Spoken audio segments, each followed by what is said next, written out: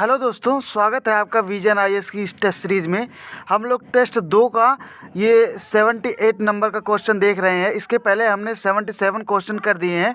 तो चलिए क्वेश्चन देखते हैं। इसमें लिखा है, उम्मीदवारों और राजनीतिक दलों के मार्गदर्शन के लिए आचार संहिता कब लागू होती है।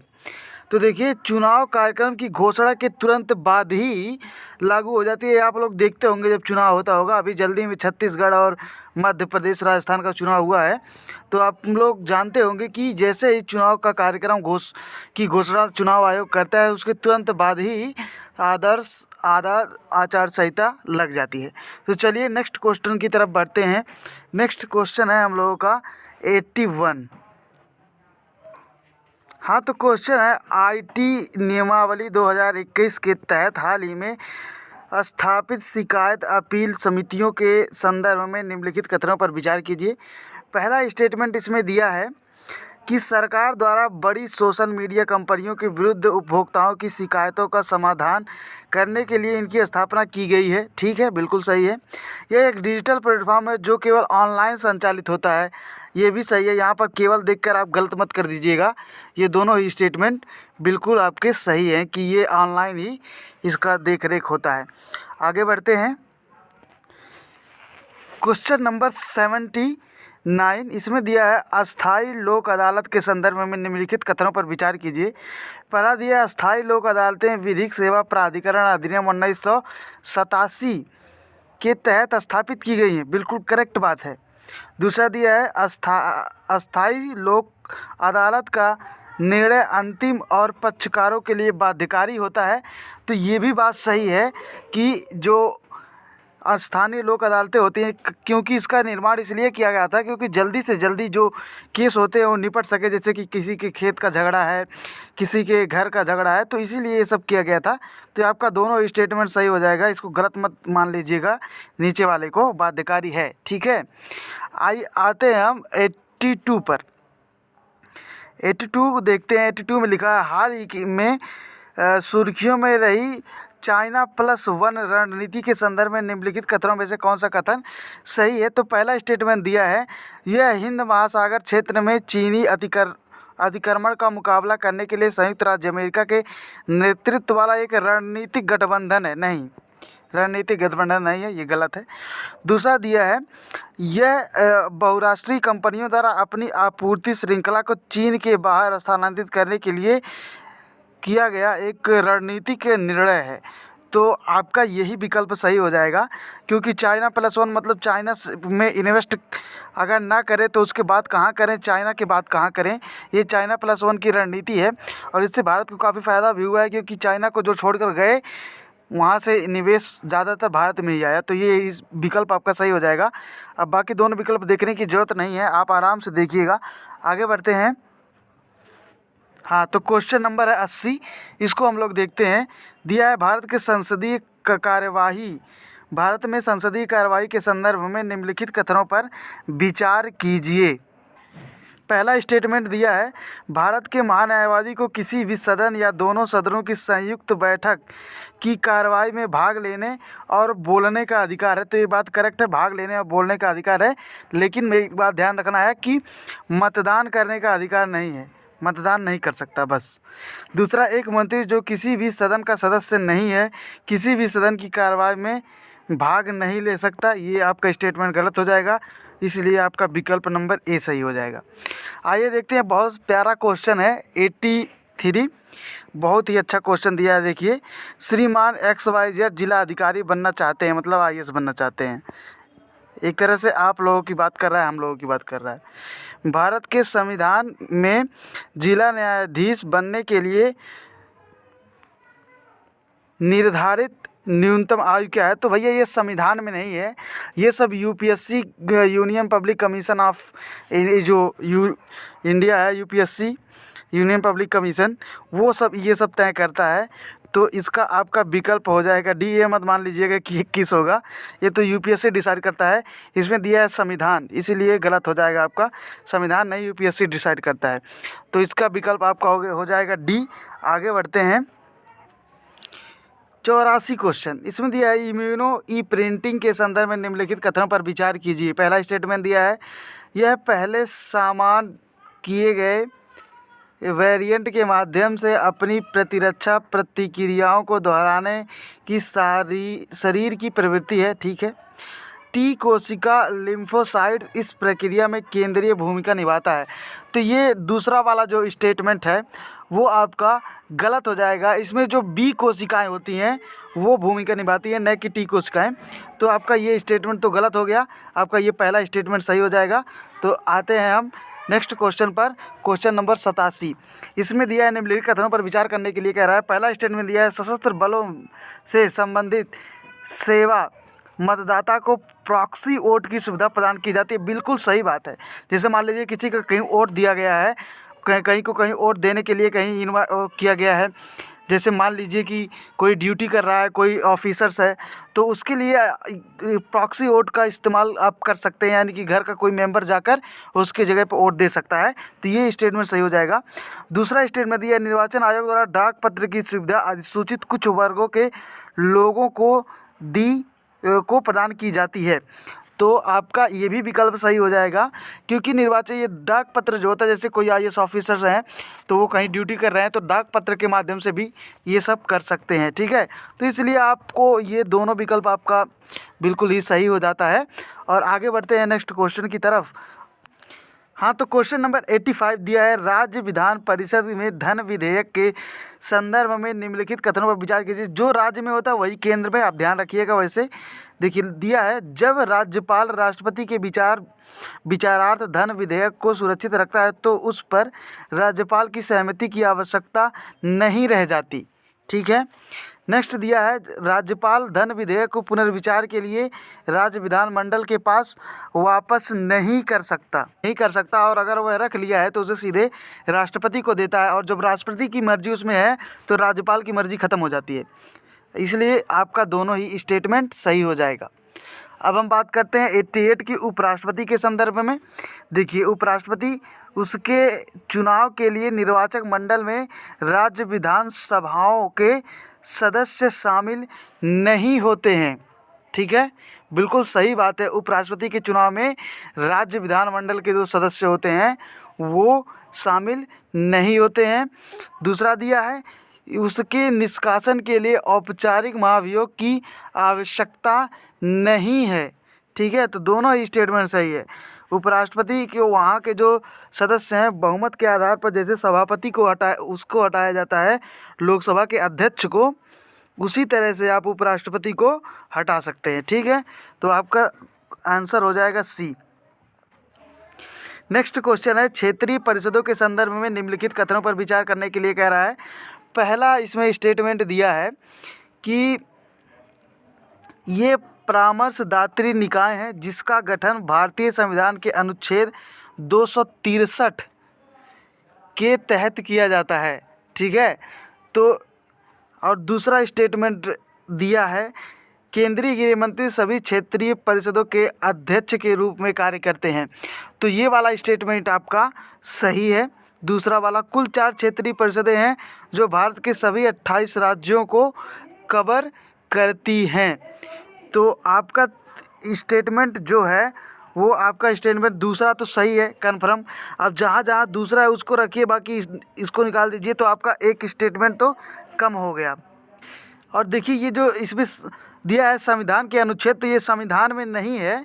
ठीक है, इसको किया गया था कि राज्य पुनर्गठन अधिनियम जो बना था 1956, उसके तहत इसको किया गया था। और ये देखिए, ये स्टेटमेंट इसलिए आपका गलत हो जाए क्योंकि ये संविधान में नहीं है, राज्य पुनर्गठन अधिनियम 1956 में है, तो स्टेटमेंट आपका गलत हो गया।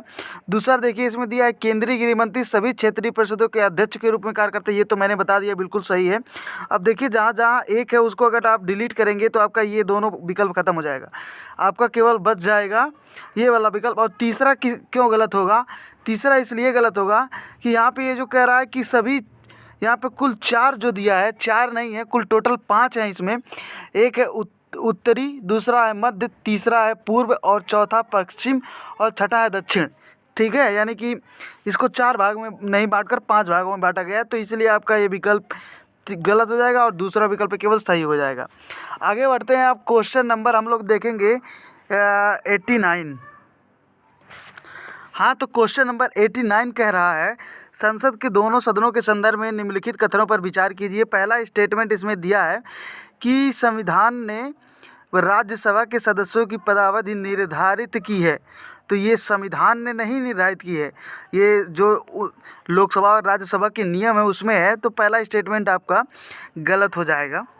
दूसरा देखिए, केंद्र सरकार के परामर्श से केवल लोकसभा का अध्यक्ष ही लोकसभा को विघटित कर सकता है। तो लोकसभा के अध्यक्ष लोकसभा को विघटित नहीं करता है, राष्ट्रपति करता है। तो ये भी स्टेटमेंट आपका गलत हो जाएगा। इस हिसाब से आपका जो विकल्प है वो हो जाएगा डी। आगे बढ़ते हैं नेक्स्ट क्वेश्चन की तरफ। हाँ, तो ये देखते हैं हम, वरीयता तालिका के अनुसार निम्नलिखित पदाधिकारियों के उच्च से निम्न पद के पर व्यवस्थित करने के लिए कह रहा है। तो आइए व्यवस्थित करते हैं। तो पहले देखिए, पहले में आ जाएगा प्रधानमंत्री दिया है, दूसरा पूर्व राष्ट्रपति दिया है, तीसरा दिया है आपका राज्यों का राज्यपाल, चौथा दिया है कैबिनेट के संघ के जो कैबिनेट मंत्री होते हैं उनके बारे में दिया है। ठीक है, तो इस तरह से अगर हम क्रम निर्धारित करें आपका, तो क्रम में सबसे पहले आएंगे राष्ट्रपति, लेकिन जो करंट के राष्ट्रपति हैं वो आते हैं, तो राष्ट्रपति इसमें दिया नहीं है। दूसरे आते हैं उपराष्ट्रपति जो करंट में है उसके लिए, तो वो भी नहीं दिया हुआ है इसमें। तीसरे में आते हैं प्रधानमंत्री। ठीक है, तो आपको प्रधानमंत्री को पहले नंबर पर रखना है। फिर देखिए, राज्यों के जो राज्यपाल हैं वो आते हैं, तो इनको रख लेना है। उसके बाद से आप अब देखिए, अब आपको ये देखिए, अब जो पूर्व प्रधानमंत्री हैं वो आ जाएंगे, वो सॉरी जो उपराष्ट्रपति हैं ये आ जाएंगे। उसके बाद से आपका ये जो कैबिनेट का जो मंत्री होते हैं वो नीचे आ जाते हैं। तो इसका कुछ क्रम इस प्रकार है, सबसे पहले राष्ट्रपति, उसके बाद से उपराष्ट्रपति, फिर प्रधानमंत्री, फिर राज्यों के राज्यपाल अपने अपने राज्य के, फिर पूर्व राष्ट्रपति, फिर पूर्व फिर प्रधानमंत्री जो उप प्रधानमंत्री होते हैं वो आते हैं, फिर मुख्य न्यायाधीश आते हैं, लोकसभा का अध्यक्ष आता है, उसके बाद से केंद्रीय मंत्रिमंडल के मंत्री आते हैं। तो इस तरह से कुछ क्रम दिया हुआ है। तो आपका विकल्प हो जाएगा सी। मैंने पूरा बता दिया क्रम, इसमें जो दिया हुआ है उसके हिसाब से आपका विकल्प सी हो जाएगा। नेक्स्ट क्वेश्चन पढ़ते हैं हम लोग। हाँ, तो ये दिया है कि संसद के दोनों सदनों में इस प्रकार की अलग अलग समितियां होती हैं। यह समिति सदन के कार्य और समय सारणी को विनियमित करती है। यह सदन के समक्ष सरकार द्वारा लाए गए विधायी तथा अन्य कार्यों के संचालन के लिए समय निर्धारित करती है। लोकसभा समिति में 15 सदस्य होते हैं तथा लोकसभा अध्यक्ष इस समिति के अध्यक्ष होते हैं। राज्यसभा समिति में इसके पदेन अध्यक्ष के रूप में सभापति सहित 11 सदस्य होते हैं। तो उपर्युक्त परिच्छेद में निम्नलिखित में से किस संसदीय समिति के बारे में कहा गया है? तो ये जो है ये विजिलेंस एडवाइजरी कमेटी, तो ये है आपका कार्य सलाहकार समिति जो दिया है यही है। ठीक है, नेक्स्ट पे आते हैं। क्वेश्चन नंबर 91, इसमें दिया है मंत्रिपरिषद के संदर्भ में निम्नलिखित कथनों पर विचार कीजिए। जब भी आपको मंत्रिपरिषद की बात आए तो आपको तुरंत आर्टिकल 75 याद आना चाहिए। दिया है वह लोकसभा और राज्यसभा के प्रति सामूहिक रूप से उत्तरदायी होता है। गलत है। ठीक है, लोकसभा और राज्यसभा नहीं, केवल लोकसभा के प्रति उत्तरदायी होता है, गलत हो जाएगा। दूसरा, संविधान के अनुसार मंत्री पर कोई विधिक दायित्व नहीं है। ठीक है, संविधान के अनुसार मंत्री पर कोई विधायिक दायित्व नहीं है, ये बात सही है। संविधान के अनुसार तो नहीं है। प्रत्येक मंत्री का यह कर्तव्य है कि वो मंत्रिमंडल के निर्णय को माने और संसद के भीतर और बाहर दोनों जगह उनका समर्थन करे। बिल्कुल बात सही है। अगर मंत्री कैबिनेट का निर्णय नहीं मानेंगे आपस में तो और विपक्ष वाले तो वैसे ही हंगामा करेंगे। ठीक है, तो इसीलिए आपका विकल्प नंबर बी हो जाएगा। नेक्स्ट क्वेश्चन पढ़ते हैं। अगला क्वेश्चन है हमारा, लोकसभा के उपाध्यक्ष के संदर्भ में निम्नलिखित कथनों पर विचार कीजिए। यह बात आपको ध्यान देनी है कि लोकसभा में इस समय उपाध्यक्ष नहीं है। ठीक है, क्योंकि कांग्रेस का जो सीट है वो विपक्षी दल से भी कम है जितना होना चाहिए, 54 सीट, तो इसीलिए कोई उपाध्यक्ष नहीं है अभी। इसमें दिया है जब भी उसे किसी संसदीय समिति के सदस्य के रूप में नियुक्त किया जाता है तो वह स्वतः ही उसका सभापति बन जाता है। ठीक है, ये तो गलत है भैया। दूसरा स्वतः ही उसका सभापति बन जाता है, हाँ करेक्ट है। जब भी उसे किसी संसदीय समिति के सदस्य के रूप में नियुक्त किया जाता है तो वह स्वतः ही इसका सभापति बन जाता है। तो ये तो स्टेटमेंट आपका सही है। दूसरा दिया है, उसके निर्वाचन की तिथि राष्ट्रपति द्वारा निश्चित की जाती है। राष्ट्रपति द्वारा निश्चित नहीं की जाती है, यह लोकसभा का जो अध्यक्ष होता है उसके बाद वही डेट फिक्स कर देता है। तो आपका ये गलत हो जाएगा। दूसरा, वह लोकसभा अध्यक्ष के अधीनस्थ होता है, अधीनस्थ नहीं होता भैया, उस एक ही अलग ही बॉडी है वो। तो इसीलिए आपका हो जाएगा 92 का बी। आते हैं हम क्वेश्चन नंबर 94 पर। हाँ, तो इसमें दिया है मंत्रिपरिषद के संदर्भ में निम्नलिखित कथनों पर विचार कीजिए। पहला स्टेप में दिया है, एक व्यक्ति जो संसद के किसी भी सदन का सदस्य नहीं है उसे मंत्री के रूप में नियुक्ति नहीं की जा सकती। क्या ऐसा है? मैंने बहुत बार बताया है कि 6 महीने तक वह मंत्री रह सकता है। ठीक है, तो पहला स्टेटमेंट आपका गलत हो जाएगा। दूसरा दिया है, राष्ट्रपति केवल उन्हीं व्यक्तियों को मंत्री नियुक्त कर सकता है जिनकी अनुशंसा प्रधानमंत्री द्वारा की गई हो। तो ये बात आपका सही है। बिना प्रधानमंत्री की अनुशंसा के वो अपने हिसाब से किसी को मंत्री नहीं बना सकता। नेक्स्ट क्वेश्चन देखते हैं, चलिए। दूसरा क्वेश्चन दिया है कि प्रत्येक वस्तु को 70 केल्विन से अधिक के ताप पर एक अतिचालक के रूप में कार्य करती है और उसे आमतौर पर उच्च स्तरीय अतिचालक माना जाता है। तो ठीक है, ये बात जो 70 केल्विन से ऊपर होती है उसे अतिचालक मान लिया जाता है। दूसरा दिया है, ठोस पारा अपने थ्रेशहोल्ड तापमान यानी कि 270 डिग्री सेल्सियस से नीचे एक अतिचालक के रूप में व्यवहार करता है। तो दोनों ही स्टेटमेंट आपका सही है। आपको विजन के उसमें भी ये मिल जाएगा, जो आता है क्या कहते हैं करंट अफेयर, उसमें भी मिल जाएगा। नेक्स्ट क्वेश्चन देखते हैं। इसमें दिया है, भारतीय राजनीति के संदर्भ में निम्नलिखित कथनों पर विचार कीजिए। पहला स्टेटमेंट दिया है कि राष्ट्रपति केंद्र सरकार का मुख्य प्रवक्ता होता है। राष्ट्रपति जो होता है वह केंद्र सरकार का मुख्य प्रवक्ता होता है। तो बिल्कुल बात आप मान लीजिए कि ये बात सही है, क्योंकि सारे जो कार्य किए जाते हैं वो राष्ट्रपति के नाम से ही किए जाते हैं। ठीक है। और दूसरा स्टेटमेंट दिया है कि राष्ट्रपति सदन के पटल पर सरकार की नीतियों की घोषणा करता है। सॉरी, यह प्रवक्ता जो लिखा है, प्रवक्ता नहीं होता है। प्रवक्ता कैसे हो जाएगा?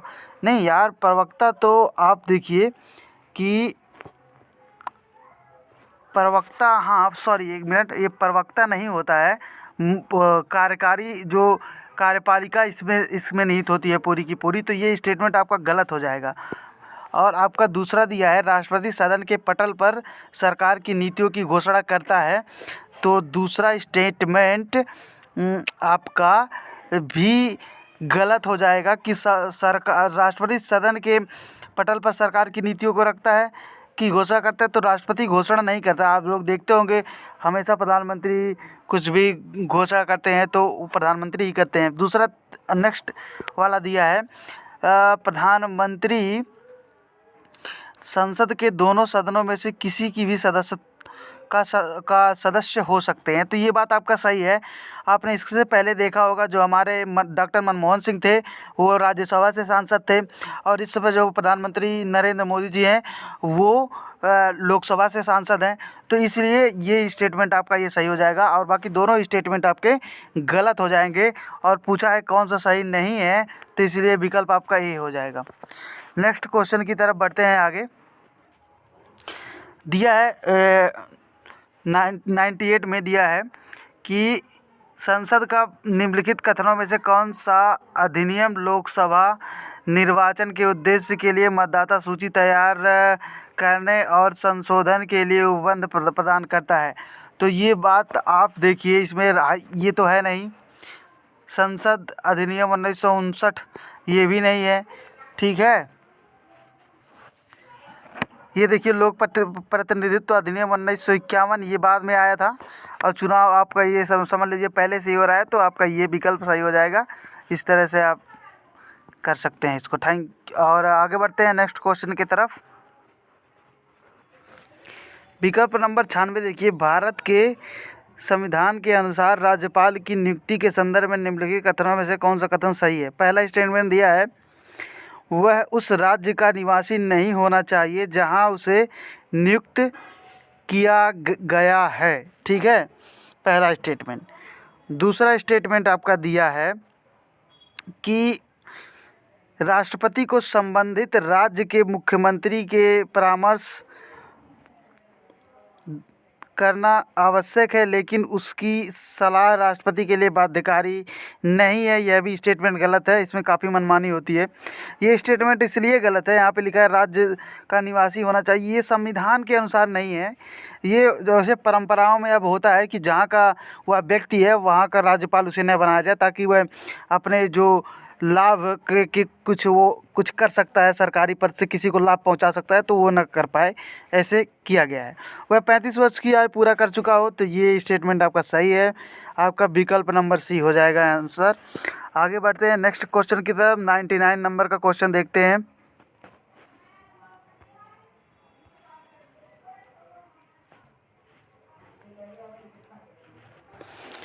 क्वेश्चन दिया है, आपराधिक मामले में पारस्परिक कानूनी सहायता संधि के संदर्भ में निम्नलिखित कथनों पर विचार कीजिए।